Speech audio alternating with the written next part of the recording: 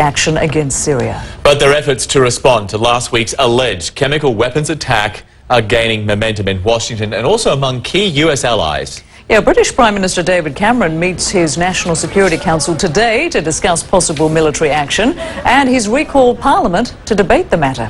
US President Barack Obama is expected to be presented with a set of final options any day now, and UN weapons inspectors are to resume gathering evidence in Syria sometime today after their work was suspended on Tuesday because of security concerns.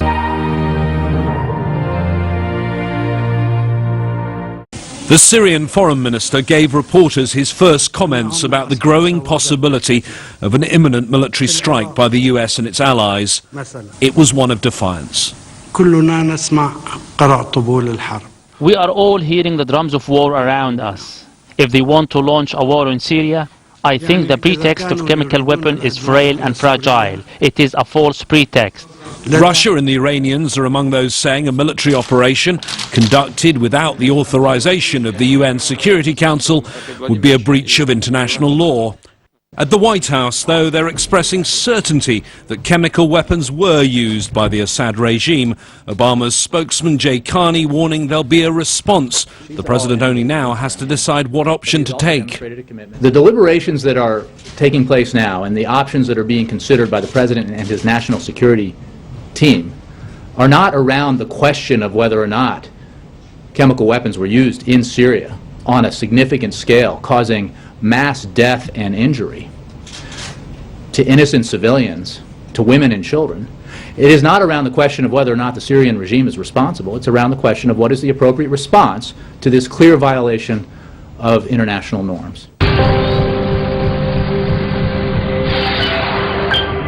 The United States has been able to provide security to the American people and defend human dignity around the world by enforcing certain absolutely uncontrovertible, acceptable standards of international behavior.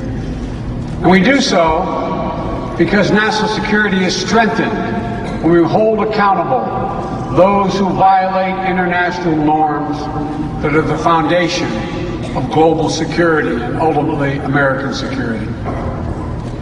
And there is no doubt that an essential international norm has been violated. Chemical weapons have been used.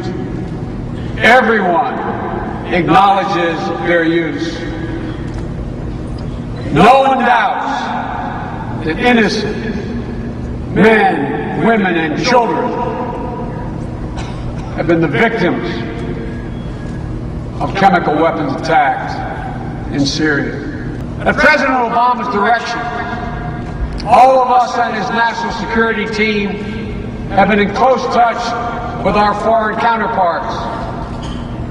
The President believes, and I believe, that those who use chemical weapons against defenseless men, women, and children should and must be held accountable.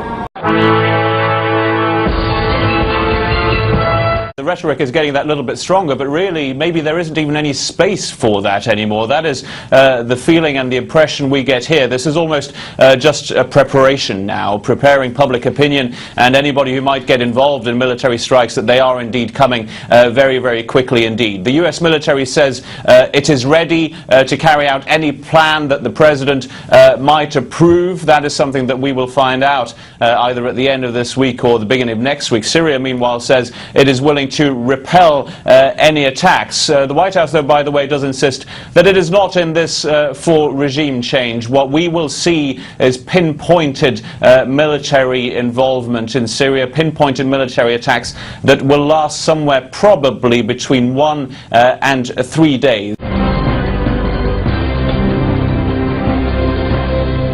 Russian Foreign Minister Sergei Lavrov has expressed concern over the possibility of a strike against Syria. He called it a dangerous path. A Russian Foreign Ministry spokesperson said U.S. Secretary of State John Kerry phoned Lavrov on Tuesday. Kerry reportedly said that Assad's government has used chemical weapons. Lavrov asked Kerry to wait for UN weapons experts to complete their investigation in Syria.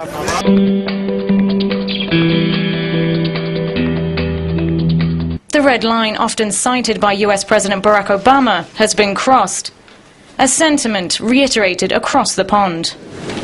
Le massacre chimique de Damas. The chemical massacre in Damascus will not go unanswered. France is ready to punish those who took the decision to gas the innocent. Ceux qui ont pris la décision infâme de gazer des innocents. Par ailleurs, we are also determined to boost our military aid to the Syrian opposition under the terms of our European commitments. dans le respect de nos engagements. People's concerns about getting involved in wars in the Middle East, getting sucked into the situation in Syria. This is not about wars in the Middle East. This is not even about the Syrian conflict. It's about the use of chemical weapons and making sure as a world we deter their use and we deter the appalling scenes that we've all seen on our television screens. Cameron called Parliament back from summer recess early to take a vote on Syria this Thursday. Now the US, UK and France face the difficult task of creating a wider coalition of support for any military intervention. No big surprise at all with all this discussion ongoing about what will happen in Syria. Investors are heading in one direction. They call it the flight to safety. America, as you've just been hearing, is saying it's ready to launch a military strike. So when that when the ante was upped, as it were, markets around the world reacted strongly. All the key share indices in the United States closed down lower. You can see the broad market, the S&P 500 down by 1.6%, the Dow Jones down 1%, but the tech-heavy Nasdaq down over 2%. Some of the big technology companies' shares were hit hard, but also as well, no surprise to see the price of oil rising to a 6-month high. Gold also up at a 3-month high.